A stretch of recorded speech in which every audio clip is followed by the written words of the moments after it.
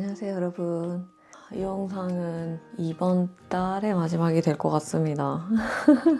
왜냐면 여기가 언제 나올지 모르고 제가 저번 비디오에 허리가 안 아프다고 되게 자만했잖아요.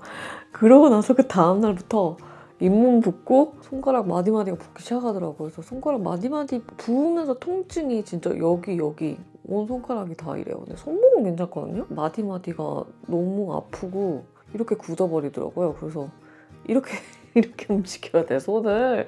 그래가지고 이제 편집하기도 힘들고 업로드하기도 되게 힘들겠구나 싶어서 그냥 육아 휴직을 내기로 했습니다. 그리고 그 사이에 또 많은 일이 있었는데 제가 첫 3D 입체 초음파 했을 때 당근이가 다리를 이렇게 하고 있었다고 그랬잖아요. 그래가지고 너무 귀엽다 막 이랬는데 그 뒤로 계속 초음파를 할 때마다 계속 다리가 앞에 있는 거예요. 근데 이제 선생님들이 항상 뒤집어질 거다, 뒤집어지겠죠 이랬는데 그제 마지막 스캔을 갔는데 결국엔 안 뒤집어졌습니다.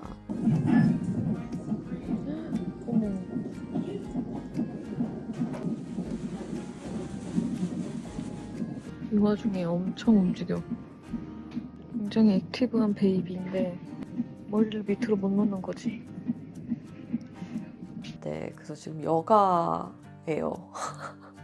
제가 진짜 원자료 돌리려고 별의별 짓을 다 했어요. 근데 안 되는 건 안 되더라고요. 뭐 이유가 있겠죠? 항상 그 포즈가 썼던 걸 수도 있고 배 안에서부터 좀 별나기도 했고 워낙에 많이 아기가 움직이는 아기라 가지고 선생님들이 항상 very very healthy baby, very happy baby 막 이래가지고 너무 움직이니까 사실은 며칠 전에 마지막 스캔을 했을 때 선생님이 바깥에서 ECV라고 이걸 뭐라 그러더라? ECV라고 External Cephalic Version? 임산부 교육을 받았을 때 간단히 얘기를 들었었는데 디테일하게 듣진 않았어요. 얘기해주진 않았어요. 그리고 남 얘기 같았고 내가 이걸 필요할 거라고 생각을 못했으니까 그래서 External Cephalic Version ECV를 시도해보자고 해서 그게 뭐냐면 이제 간호사와 의사 선생님들이 바깥에서 이렇게 여가를 이렇게 배운 의사 선생님들이 따로 있대요. 그래서 그분들이 이렇게 손으로 돌리는 거예요.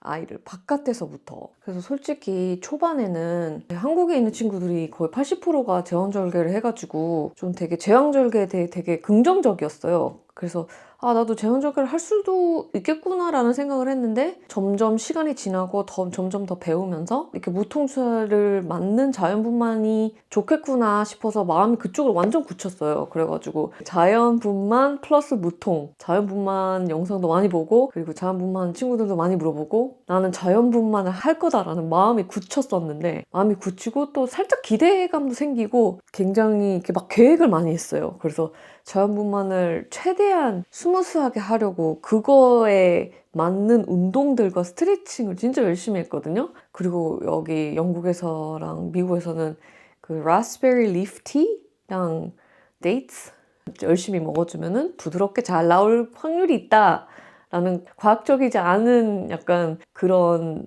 것도 따라서 차도 마시기 시작하고 데이트도 먹기 시작했어요. 그런데 그냥 당근이가 그 포즈가 제일 편한가 봐요. 그래서 어저께 갔는데 이제 손으로 이렇게 돌리는 거를 할까 하겠다 하고 그 다음날 병원을 갔는데 그 사이에 저 남편이랑 저랑 굉장히 공부를 많이 했어요. 리스크와 성공 퍼센티지와 기타 등등. 근데 저희 개인적인 결론은 안 하는 게 훨씬 애기한테 좋겠다. 그래서 진짜 제왕절개를 하겠다고 이제 서류도 사인하고 집에 돌아왔습니다. 그래서 사실 어저께 조금 다운돼 있었어요. 왜냐면 지금 몇 개월 동안 내가 자연분만 하겠다고 생각한 게 이제 다 취소되고 이제 자연분만을 위한 그런 툴 같은 것도 막 다 사놨는데 그거 다 리턴해야 되고 여가이기 때문에 만약에 제가 자연적으로 분만이 되기 시작하면은 그래도 응급 제왕을 하러 바로 가야 되는 시츄에이션이 됐습니다. 자연분만이 되지 않도록 준비를 해야 되더라고요. 그래서